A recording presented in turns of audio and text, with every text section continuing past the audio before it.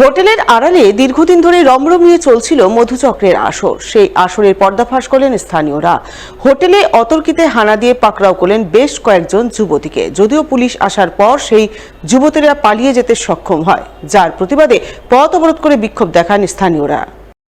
শনিবার রাতে এই ঘটনাকে ঘিরে কার্যত হুলস্থুল কাণ্ড বেঁধে যায় পুরাতন মালদার ভাবুক এলাকায়। স্থানীয়দের অভিযোগ, ভাবুক অঞ্চল এলাকায় 12 নম্বর জাতীয় সড়কের ধারে এক হোটেল রয়েছে। সেই হোটেলে দীর্ঘদিন ধরে যুবক যুবতীদের আনাগোনা লক্ষ্য করা গেছে। হোটেলের আড়ালে মধুচক্র জুয়ার আসর বসছে। এই খবর জানতে পেরেই তারা প্রশাসনের বিভিন্ন মহলে অভিযোগ জানান, কিন্তু প্রশাসন কোনো ব্যবস্থা না নেওয়ায় শনিবার রাতে তারা হোটেলে আচমকা হানা দেন। কয়েকজন যুবতীকে তারা পাকড়াও করেন। ওই সময় হোটেল কর্মীদের সঙ্গে স্থানীয়দের গন্ডগোল বাধে।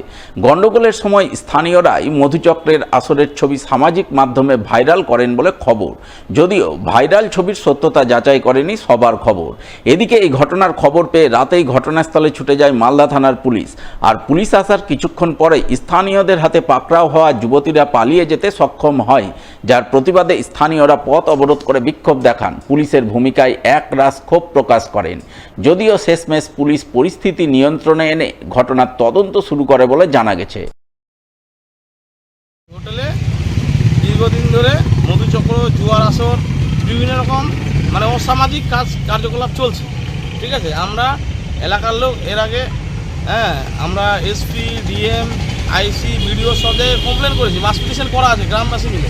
ঠিক আছে, যে এসব দুর্নীতি চলবে না এখানে, কিন্তু আমরা প্রশাসনের কোনো ভূমিকা পাচ্ছি না, কোনো কিছু দেখতে পাচ্ছি না। দীর্ঘদিন আগে থেকে এখানে মধুচক্র হয়, আর মধুচক্র প্লাস ওই জায়গাতে জুয়ার আসর বসানো হয়। আমাদের কাছে সব রকমের এই এভিডেন্স ছিল। আগে আমরা প্রশাসনকে বারবার জানিয়েছি বা আমরা মাস পিটিশনও দিয়েছি, কোনো উদ্যোগ নেওয়া হচ্ছে না। আমরা আবার গতকালকে আমরা আবার শুনতে পাই যে এখানে অ্যাভেলেবেল আবার সব কিছু আছে। আমরা ওখানে গিয়ে সব কিছু ভিডিও ফুটেজ আমাদের আছে, দেখছি ওপেন মধুচক্র কাজ হচ্ছে বা জুয়া খেলা হচ্ছে।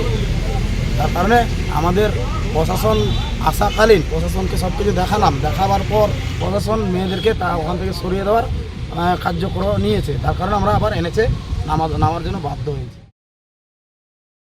পাথর বোঝাই লরির ধাক্কায় মর্মান্তিক মৃত্যু হল বাইক আরোহী এক পৌরে। শনিবার রাত 11টা নাগাদ ঘটনাটি ঘটেছে পুরাতন মালদার নারায়ণপুর ঝাঁঝরা মোড় এলাকায়।